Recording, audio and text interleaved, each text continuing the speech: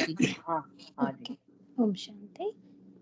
तो मुरली की डेट है 9 जनवरी 1980। मुरली का हेडिंग है अलौकिक ड्रेस और अलौकिक श्रृंगार। तो बाबा फिर से हमें नई दुनिया की बातें सुना रहे हैं।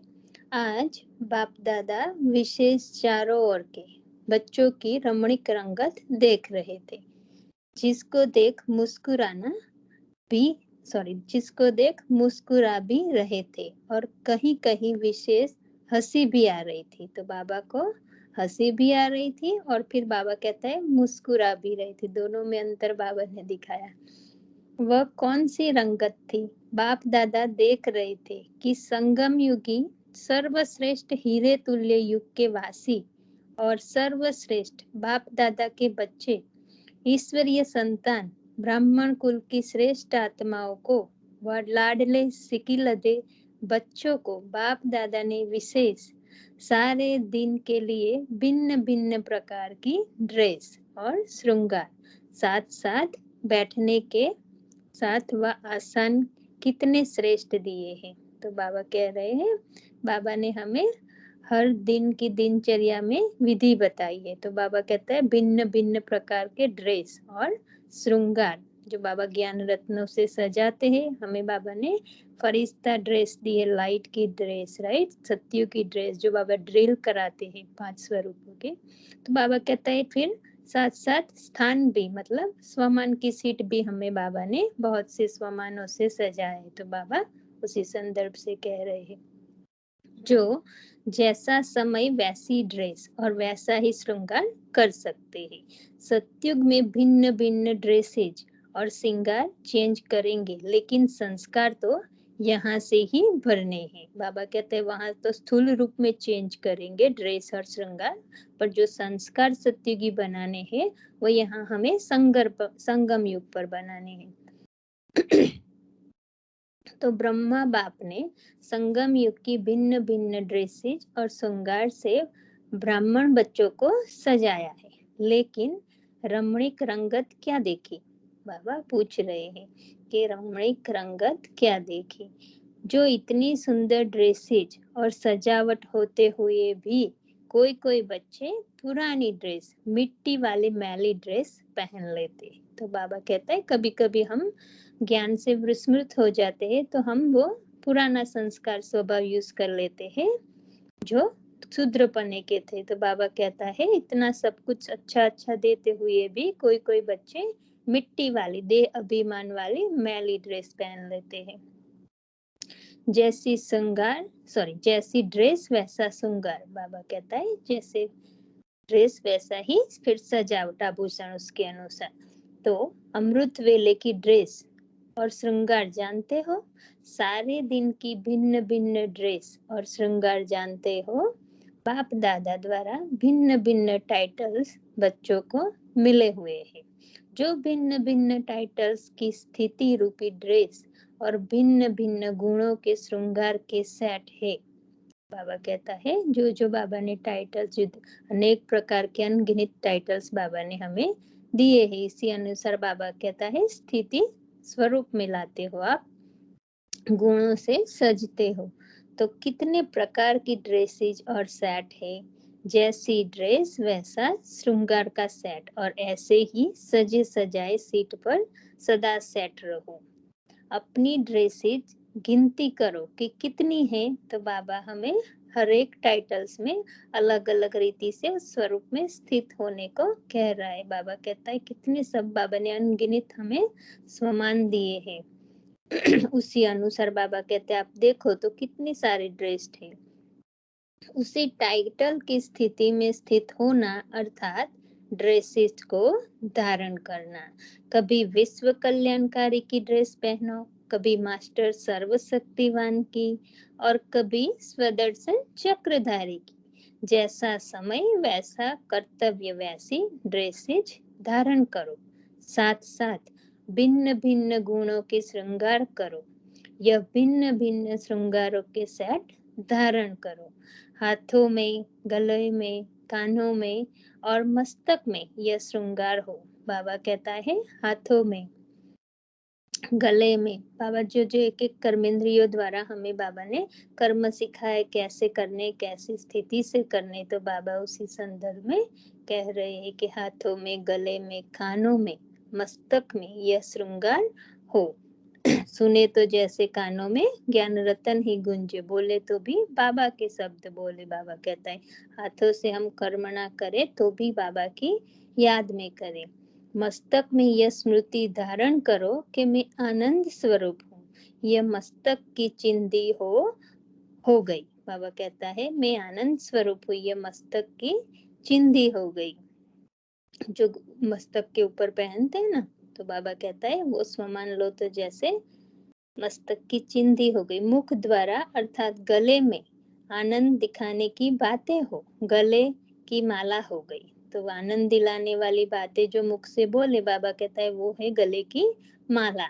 हाथों द्वारा अर्थात कर्म में आनंद स्वरूप की स्थिति हो, ये हाथों के कंगन हो गए। कानों द्वारा भी आनंद स्वरूप बनने की बातें सुनते रहना, तो कानों में भी आनंददायक बाबा के ज्ञान की बातें है, तो बाबा कहते हैं ये हो गया कानों का श्रृंगार। पांव द्वारा आनंद स्वरूप बनाने की सेवा की तरफ पांव हो, अर्थात कदम कदम आनंद स्वरूप बनने और बनाने को ही उठे, यह पांव है, यह पांव का श्रृंगार है। अब एक सेट समझ लिया, तो बाबा ने ये हमें एग्जाम्पल दिया। जैसे बाबा ने कहा ना कि मैं आनंद स्वरूप आत्मा हूँ, तो एक ही टाइटल को हम किसी तरह कैसे कैसे यूज कर सके हर कर्मेंद्रिय के साथ, उसे बाबा ने समझाया। एक स्वमान लेकर टाइटल ड्रेस जैसे बाबा ने एक पहनाई, यही सेट धारण कर लिया। बाबा कहता है यह सेट धारण कर लिया। ऐसे अलग अलग समय पर अलग अलग सेट धारण करो। सेट धारण करना तो आता है ना, या कानों का पहनेंगे तो गले का छोड़ देंगे। वैसे भी आजकल की दुनिया में सेट पहनने का रिवाज है, तो आपके इतने श्रेष्ठ श्रृंगार के सेट है। बाबा कहता है एक पहना और दूसरा छोड़ दिया, ऐसे नहीं करो। हर एक श्रृंगार बाबा कहता है एक भी रह न जाए, हर एक आभूषण जैसे बाबा कहता है पहनो। आपके इतने श्रेष्ठ श्रृंगार के सेट है, वह धारण क्यों नहीं करते हो? पहन तो क्यों नहीं हो? बाबा कहता है पहनते क्यों नहीं हो? इतनी सब भिन्न भिन्न प्रकार की सुंदर ड्रेसेस छोड़कर देह अभिमान की स्मृति की मिट्टी वाली ड्रेस क्यों पहनते हो? बाबा हमें कह रहे हैं कि हम देहभान में मतलब बॉडी कॉन्शियस में आ जाते हैं, तो बाबा कहता है वो ड्रेस मिट्टी वाली है, शरीर क्या है? मिट्टी है। तो बाबा कहता है ये ड्रेस क्यों पहनते हो? अनोखा ड्रेसेस कंपटीशन, बाबा अभी हमें ड्रेस कंपटीशन दिखा रहे। बाबा कहता है ये अनोखा है, ऐसा कहीं नहीं होगा। तो आज ड्रेस और श्रृंगार की कंपटीशन देखी कि कौन से बच्चे सारा दिन सजे सजाए रहते हैं और कौन से बच्चे ड्रेस बदलने और पहनने उतारने में ही लग जाते हैं। तो बाबा अभी दो प्रकार के बच्चे देख रहे, एक है जो सदा स्मृति स्वरूप रहते हैं और एक है जो स्मृति विस्मृति का खेल करते। बाबा कहता है भूल जाते हैं, ड्रेस बदलते रहते हैं, कभी मिट्टी वाली कभी बाबा वाली दोनों पहनते हैं। तो अभी अभी एक ड्रेस धारण करेंगे और अभी अभी वह ड्रेस उतार कर घटिया ड्रेस पहन लेंगे। ज्यादा समय श्रेष्ठ सुंदर ड्रेस पहन ही नहीं सकते। तो बाबा कहता है वो शूद्रपने वाले पुरानी ड्रेस बहुत पहनते हैं, ज्यादा समय अच्छी वाली ड्रेस नहीं पहन सकते, अर्थात स्मृति स्वरूप लंबे समय नहीं रह सकते। बाबा कहते हैं तो क्या देखा कोई कोई बिल्कुल बदबू वाली ड्रेस भी पहन लेते हैं। कौन सी बदबू? देह के संबंध और देह के पदार्थों के लगाव की बदबू। तो लगाव होते हैं ना, बाबा कहता है किसी न किसी वस्तु में, वैभव, व्यक्ति में लगाव होता है, तो बाबा कहता है वो लगाव है बदबू, लगाव वाली बदबू वाली ड्रेस जो दूर से ही बदबू आती है। कोई गंदे चमड़े की ड्रेस पहनते हुए थे, बाबा कहता है कोई गंदे चमड़े की, मतलब बहुत अटैचमेंट है किसी से, तो गंदे चमड़े की ड्रेस पहने हुए थे, अर्थात क्रिमिनल आई थी, जो विकार की दृष्टि थी। बाबा कहता है क्रिमिनल आई की, चमड़ी को देखने की, ऐसी गंदी चमड़ी की ड्रेस भी पहने हुए थे। तो कोई कोई बच्चे में अभी भी विकारी दृष्टि है दूसरी आत्माओं के प्रति, तो बाबा ने वो देखा। किसी की ड्रेस पर गंदे दाग भी लगे हुए थे। गंदे दाग अर्थात औरों के अवगुण, अर्थात दाग को अपने में धारण करना, मतलब दूसरे की कमी कमजोरी देखना और उसका चिंतन करना, तो वही फिर हमारे में आती है। तो बाबा कहता है वो दाग लगे हुए थे। तो गंदे गंदे दाग वाली ड्रेस भी थी। कितनी किसी की ड्रेस तो बहुत खराब खून दाग वाली थी। देखो बाबा अभी और आगे जा रहे, बाबा कहता है कोई कोई की ड्रेस पर तो जैसे खराब खून के दागों की थी। वह क्यों थी? बार बार विकर्म करना अर्थात आत्मघात करना। तो भूल बार बार करते हैं और फिर पश्चाताप करते। तो बाबा कहता है बार बार विकर्म करना अर्थात आत्मघात करना, इसीलिए बाबा ने यूज किया शब्द खून, खराब खून के दाग। तो आत्मा की श्रेष्ठ स्थिति का घात करना, ऐसी ड्रेस वाले भी थे। जब हम बार बार अपने ही स्वरूप बारे में जब नेगेटिव चिंतन करते हैं, तो बाबा कहता है स्थिति को नीचे ले जाना, घात करना आत्मा का। तो बाबा कहता है आत्मा की श्रेष्ठ स्थिति का घात करना, ऐसी ड्रेस वाले भी थे। अब सोचो, कहाँ सुंदर टाइटल्स की स्थिति की ड्रेस और कहाँ ये गंदी ड्रेस। श्रेष्ठ आत्माओं की ड्रेस भी श्रेष्ठ चाहिए। तो क्या देखा, कोई कोई बच्चे सारा दिन इसी श्रेष्ठ ड्रेस में श्रृंगार के सेट धारण करके सीट पर अच्छी तरह सेट थे, और कोई बढ़िया ड्रेस धारण करते हुए भी, सामने होते हुए भी धारण करना चाहते हुए भी धारण नहीं कर सकते थे। तो अमृत वेले से श्रेष्ठ श्रृंगार का सेट धारण करो। बाबा कहता है हमें अमृत वेले से ही श्रेष्ठ स्वमान की स्मृति में रहना है, फिर पूरा दिन यही स्वमान हम रखेंगे। बाबा कहता है अमृत वेले से धारण कर लो टाइटल। जब श्रेष्ठ टाइटल्स की ड्रेस पहनेंगे, गुणों का श्रृंगार धारण करेंगे, तो जैसा सतयुग में विश्व महाराजा व विश्व महारानी की राजाई ड्रेस के पीछे दास दासिया ड्रेस को उठाते हैं, वैसे अब मायाजीत संगम युगी स्वराज्य अधिकारियों के टाइटल्स रूपी ड्रेस की स्थिति में, ड्रेस में स्थित होने के समय ये 5 तत्व, ये 5 विकार आपकी ड्रेस को पीछे उठाएंगे अर्थात अधीन होकर चलेंगे।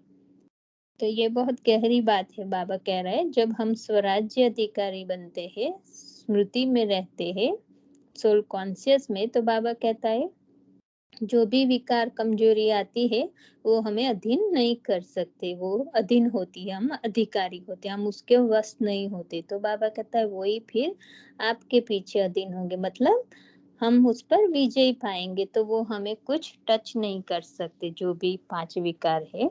तो बाबा कहते हैं जैसे वो हमारे अधीन, हमारी दासी जैसे बनते हैं। तख्ते को छोड़ तख्त नसीन हो जाओ। बाबा कहता है तख्ते में देखते हैं ना बार बार क्लासेस में, तो बाबा कहते हैं तख्ते को छोड़ तख्त नसीन हो जाओ। तो यह दृश्य अपना सामने लाओ कि कैसे माया जीत के पीछे यह रावण के 10 शीश 10 सेवाधारी बन करके पीछे चलेंगे। तो हम जब इतने पावरफुल बनेंगे, बाबा कहता है स्वराज्य अधिकारी, तो फिर सभी विकार जो हमारे कमी कमजोरी के संकल्प है वो हमारे सेवाधारी बन जाएंगे। लेकिन जब ड्रेस से टाइट होंगे और निरंतर अर्थात लंबी चौड़ी होगी, तब वह 10 सर्वेंट आपके पीछे पीछे उठते आएंगे। बाबा कहता है लेकिन जब ड्रेस से, हाँ बाबा कहता है जब ड्रेस से टाइट होंगे, मतलब हमारे जो बाबा पहनाते वो ड्रेस हमने अच्छी तरह पहनी होगी, वो निकले नहीं, चिपकी हुई हो, तभी वो लंबी जो बहुत 5 विकारों की बात बाबा जो कर रहे हैं वो फिर हमें पीछे पीछे हमारे मतलब हमें अधीन नहीं कर पाएंगे, जैसे सर्वेंट की तरह पीछे पीछे आएंगे। आजकल के राजे रानियां भी यह चोगा बड़ा लंबा चौड़ा पहनते हैं। चोगा चोगा पता नहीं वो शब्द क्या है। आजकल के राजे रानियां भी यह चोगा बड़ा लंबा चौड़ा पहनते हैं जो उठा सके। अगर निरंतर की लंबाई नहीं तो टाइटल्स में भी टाइट नहीं होंगे, तो यही सेवादारी ड्रेस उतार देंगे क्योंकि लूज होगी ना। तो बाबा क्या कह रहे हैं? बाबा कह रहे हैं हमारी जो ड्रेस है वो निरंतर लंबाई नहीं होगी। बाबा कहता है अगर अच्छी तरह हमने पूरी तरह से नहीं पहनी होगी स्थिति में, तो बाबा कहता है फिर वो माया उतार देगी, लूज होगी। तो इसीलिए हमें मतलब एक स्थिति में, एक रस स्थिति में, टाइटल्स की स्मृति में एक रस रहना है। बाबा का भाव वो है। तो अब दृढ़ संकल्प से टाइटल की ड्रेस को टाइट करो। हाँ, तो बाबा कहना चाहता है कि हमारी स्थिति, संकल्प जो भी स्वमान लेते हैं वो बहुत दृढ़ होना चाहिए संकल्प में। तो बाबा कहता है फिर हम विस्मृत न हो पाए। दृढ़ संकल्प है बेल्ट, इससे टाइट करो तो सदा सेफ रहेंगे और सदा सेवादारी अधीन रहेंगे। तो जो माया के पिकारी जो संकल्प है, बाबा कहता है वो आपको अधीन नहीं कह पाए क्योंकि आप अधिकारी राजा हो। तो सुनाया था ना कि विकार परिवर्तन हो, सहयोगी सेवाधारी हो जाए। बाबा कहता है जो भी हमारी कमी कमजोरी के संकल्प है वो हमें अधिकारी के अधीन हो जाए, वो हमें कुछ नीचा न पहुंचा सके। बाबा कहता है वो हम अधिकारी रहे। तो अभी ड्रेस पहनना आ गया, टाइट करना भी आ गया। बाबा पूछ रहे, बाबा कहता है अभी कैसे टाइटल्स हमें स्मृति में रखने आ गया, टाइट करना भी आ गया, मतलब दृढ़ संकल्प से हमें एक रस रहना भी आ गया। जिस समय जो ड्रेस चाहो वह पहनो, लेकिन गंदी ड्रेस नहीं पहनना। बाबा कहता है जो भी बाबा ने सामान दिए हैं वो भले पहनो, बदलो, लेकिन गंदी ड्रेस नहीं पहनना, देह अभिमान वाली। वैरायटी ड्रेस और वैरायटी श्रृंगार का लाभ उठाओ। ब्रह्मा बाप व बाप दादा ने संगम का दहेज दिया है। लव मैरिज की है तो दहेज भी मिलेगा ना। बाबा कहता है हमने बाबा से लव मैरिज की, तो बाबा कहता है ब्रह्मा बाप ने व बाप दादा ने संगम का दहेज दिया है। कौन सा दहेज? जो भी स्वमान हमें मिले हैं, बाबा कहता है वो है दहेज। लव मैरिज की है, बाबा से प्यार किया है ना, तो बाबा कहता है लव मैरिज की है तो दहेज भी मिलेगा ना। तो दहेज है यह वैरायटी श्रृंगार के सेट और सुंदर ड्रेस। बाप दादा का दहेज छोड़ के पुराना दहेज यूज नहीं करो।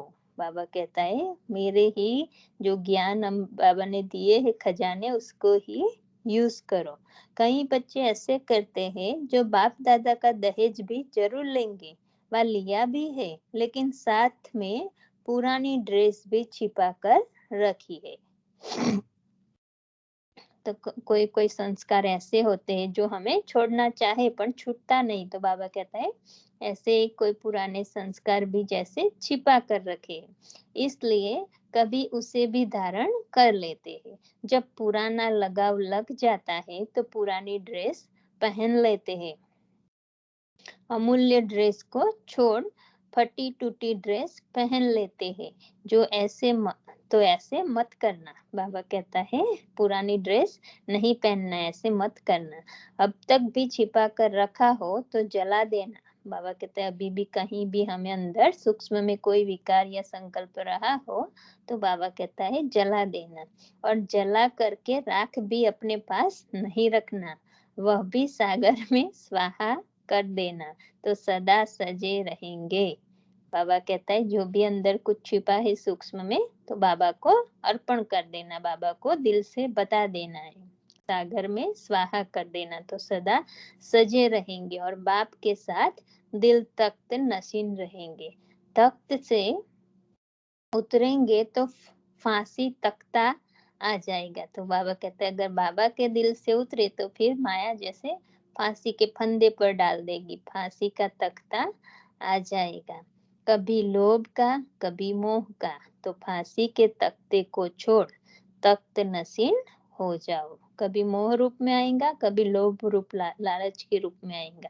तो बाबा कहता है वो सब छोड़ दो तो बाबा के दिल तख्त नसीन बन जाएंगे।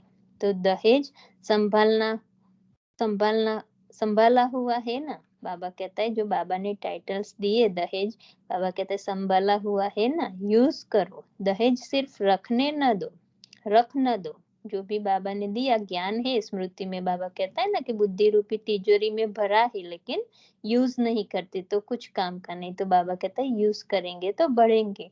तो बाबा कहता है दहेज फिर रख न दो, सिर्फ देखते रहो, बहुत अच्छा है, बहुत अच्छा है, लेकिन धारण करो। सिर्फ देखो नहीं, उसको यूज भी करो। बाबा कहता है धारण भी करो।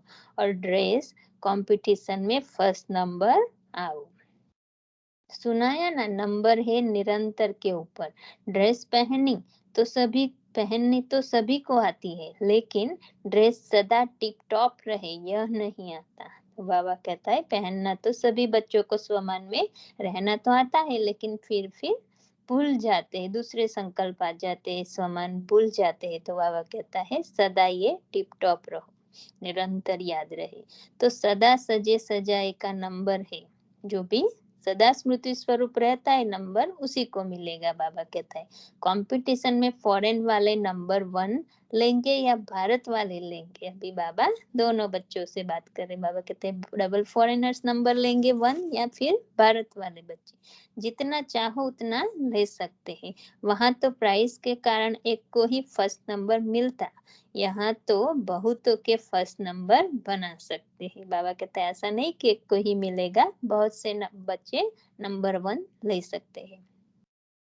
यहाँ अकुट खजाना है, इसलिए जितने भी फर्स्ट आएंगे उनको फर्स्ट प्राइज मिल जाएगी।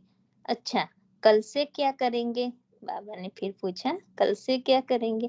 अमृत वेले से लेकर भिन्न भिन्न ड्रेस और श्रृंगार के सेट से सज धज कर सारा दिन बाप के साथ रहना। अमृत वेले से ही फर्स्ट नंबर की ड्रेस पहनना। ऐसी सजी हुई ड्रेस सजनियों को ही साथ ऐसी सजी हुई सजनियों को ही साथ ले जाएंगे। तो बाबा किसको साथ ले जाएगा? बाबा कहता है मेरे साथ सजनी बनकर जो सदा सजे हुए रहते हैं, टाइटल्स भिन्न भिन्न टाइटल्स से, वही बाबा के साथ जाएंगे, औरों को नहीं। बाबा कहता है जो नहीं सजे हुए उसको नहीं, जो कंपटीशन में फर्स्ट नंबर आएंगे वे ही साथ रहेंगे और साथ चलेंगे। जो रहेंगे नहीं वह चलेंगे भी नहीं। तो सदा यह स्लोगन याद रखो, अर्थात यह तिलक लगाना, साथ रहेंगे और साथ चलेंगे। तो जो अभी से ही बाबा के साथ निरंतर रहने का पुरुषार्थ करते हैं, वही अंत समय बाबा के साथ जाएंगे, मतलब बिना धर्मराजपुरी को क्रॉस किए हुए। तो समझते हो ना कंपटीशन में कितना अच्छा लगता होगा। बाप ब्रह्मा बाप को वतन में यह दिखाते रहते हैं। बच्चों की याद तो ब्रह्मा बाप को भी रहती है, तो बच्चों का हालचाल दिखाते रहते हैं।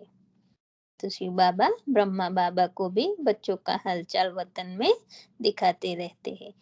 ऐसी सदा सजी सजाई मूर्त संगम युगी श्रेष्ठ जीवन के महत्व को जानने वाली महान आत्माएं, दुश्मन को भी सेवादारी बनाने वाले। देखो दुश्मन कहाँ, बाबा यहाँ कौन को कहता है? जो बाबा ने 10 शीश वाले रावण बताया ना, जो विकार है, कमी कमजोरी, बाबा कहते हैं दुश्मन को भी सेवादारी बनाने वाले, सहयोगी बनाने वाले, ऐसे मास्टर सर्वशक्तिवान सदा बाप और आप इस विचित्र युगल रूप में रहने वाले, ऐसी परम पूज्य गायन योग्य आत्माओं को बाप दादा का याद प्यार और नमस्ते। हम रूहानी बच्चों की रूहानी बाप दादा को याद प्यार, गुड मॉर्निंग और नमस्ते। शुक्रिया बाबा, शुक्रिया। अभी शिव जयंती महोत्सव धूमधाम से मनाने के लिए अव्यक्त बाप दादा का विशेष प्लान। सभी सेवा के अच्छे चांस अभी सेवा के अच्छे चांस आ रहे हैं। साकार और निराकार दोनों को प्रत्यक्ष करने का समय समीप आ रहा है। इसमें क्या नवीनता करेंगे? हर फंक्शन में कोई न कोई नवीनता तो करते हो ना। तो इस शिवरात्रि पर विशेष क्या करेंगे? तो शिवरात्रि आ रही, इसी संदर्भ में बाबा ने प्लान बनाया, वो बाबा पूछ रहे हैं। नंबर 1, जैसे पिछली बारी light and sounds light and sounds का संकल्प रखा, तो हर एक ने अपने अपने स्थान पर यथाशक्ति किया। पिछले ईयर की बात बाबा कर रहे। शिवरात्रि पर जैसे गीता के भगवान को सिद्ध करने का लक्ष्य रखते हो ना, लेकिन कटाक्ष करते हो तो लोगों को समझ में नहीं आता। इसके लिए इस बार शिवरात्रि के दिन दो चित्रों को विशेष सजाओ। एक निराकार शिव का, दूसरा श्री कृष्ण का। विशेष दो चित्रों को ऐसे सजा कर रखो जैसे किरणों का चित्र बनाते हो ना। तो बाबा कहता है इस शिवरात्रि पर दो चित्र, एक शिव बाबा का और श्री कृष्ण जी का, दोनों का चित्र सजा के उसी पर समझाओ। शिव का भी किरणों वाला चित्र सजाया हुआ हो और श्री कृष्ण का भी किरणों का चित्र सजाया हुआ हो। विशेष दोनों चित्रों की आकर्षण हो। बाबा कहता है दोनों ही चित्र अट्रैक्टिव हो। कृष्ण के चित्र की महिमा अलग और शिव की महिमा अलग। कटाक्ष नहीं करो, क्योंकि बच्चे जब समझाते हैं तो कभी कभी श्री कृष्ण नहीं भगवान है ऐसे कह के थोड़ा कटाक्ष हो जाता है, भाव अंदर आ जाता है। तो बाबा कहता है ऐसे कटाक्ष नहीं करो, लेकिन दोनों के अंतर को सिद्ध करो। स्टेज का विशेष शो यह दो चित्र हो। जैसे कोई भी कॉन्फ्रेंस आदि करते हो तो कॉन्फ्रेंस का सिंबल सजा कर रखते हो, फिर उसका अनावरण कराते हो। ऐसे शिवरात्रि पर कोई भी वीआईपी द्वारा इन दोनों चित्रों का अनावरण कराओ और उन्हें थोड़े में पहले उसका अंतर स्पष्ट कर सुनाओ। जो भी समझाएगा वीआईपी, बाबा कहते हैं उसको पहले थोड़ा दोनों के बारे में समझा दो, अंतर क्या है स्पष्ट कर सुना दो। तो फिर सभा में भी ऐसी टॉपिक पर जिस समय शिव की महिमा करो तो भाषण के साथ साथ चित्र भी रखो। भाषण करने वाले साथ साथ चित्र दिखाते जाए। यह है और यह ए है। तो बाबा कहता है यह श्री कृष्ण है और यह शिव बाबा भगवान है। तो सभी का अटेंशन जाएगा। जैसे चित्र के साथ समझाएंगे तो बाबा कहते हैं नए बच्चों को फिर समझ में आएगा अच्छी तरह से।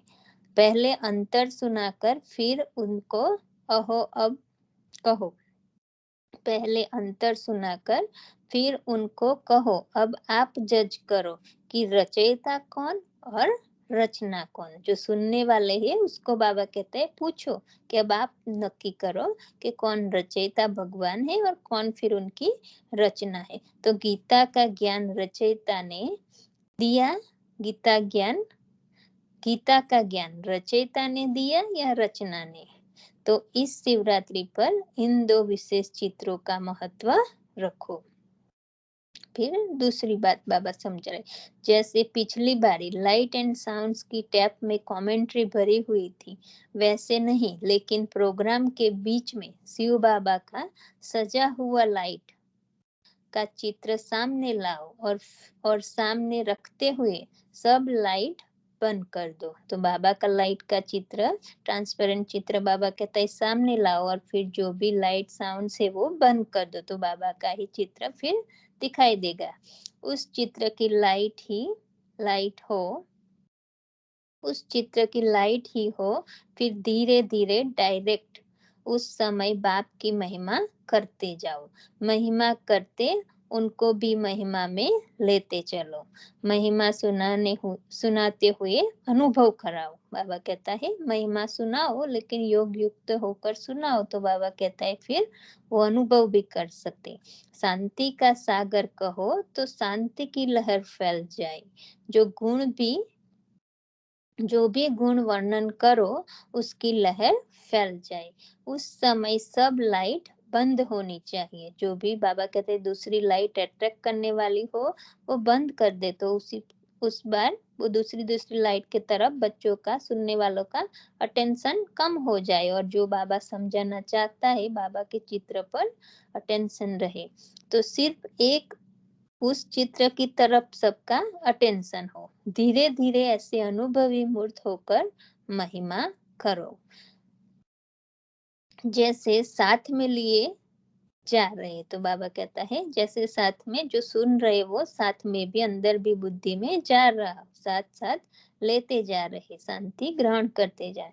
तो शांति का सागर कहा, तो जैसे उसी सागर में सब नहा रहे हैं ऐसा अनुभव कराओ।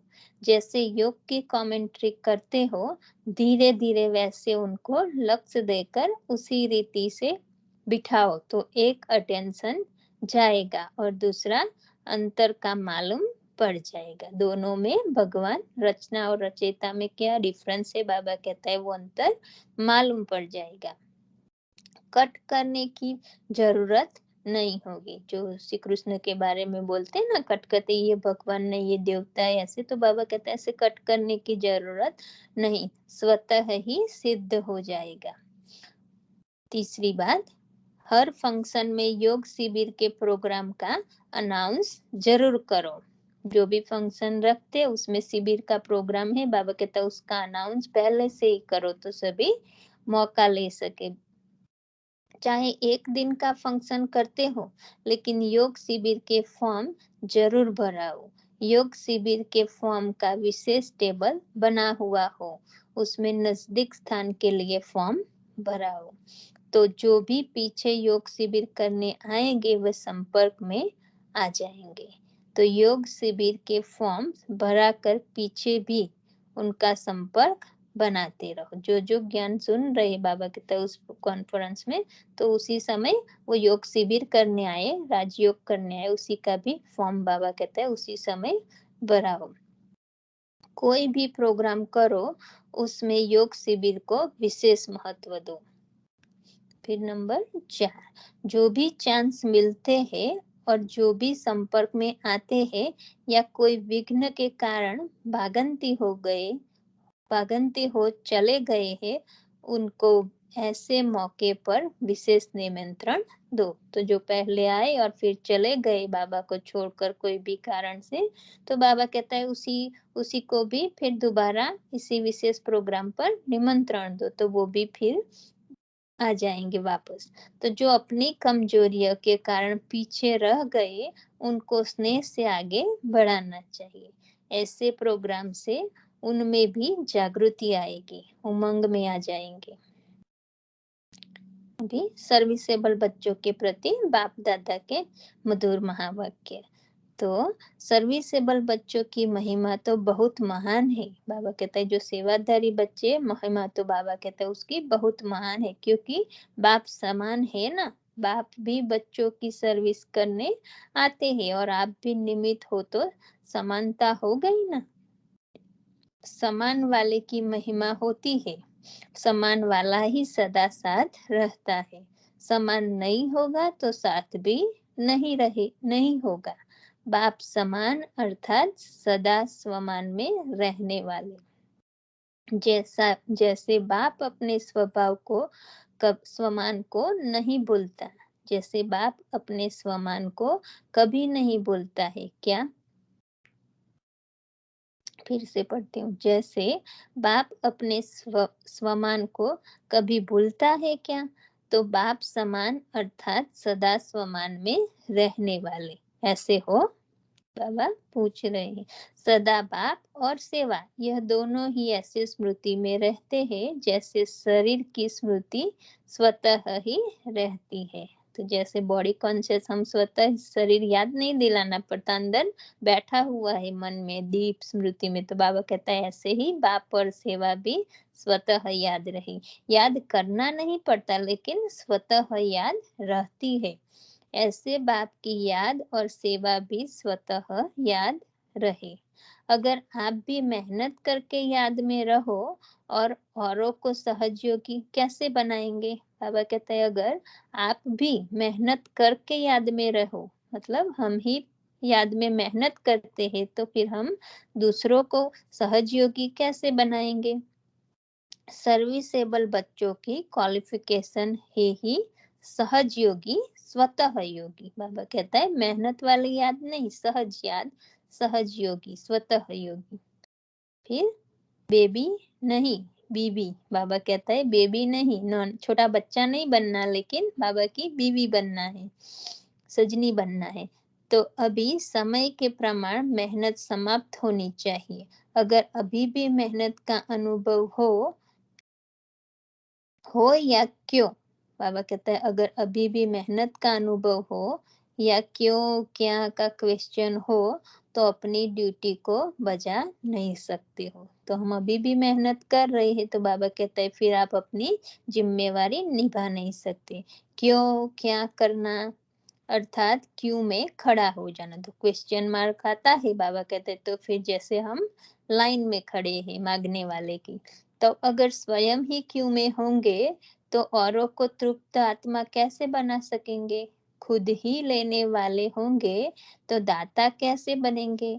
सेवादारी अर्थात देते जाओ और साथ में लेते जाओ, तो देना ही फिर लेना हो जाता है। बाबा से लेकर दूसरों को देना माना स्वतः ही हमारा जमा हो जाता है।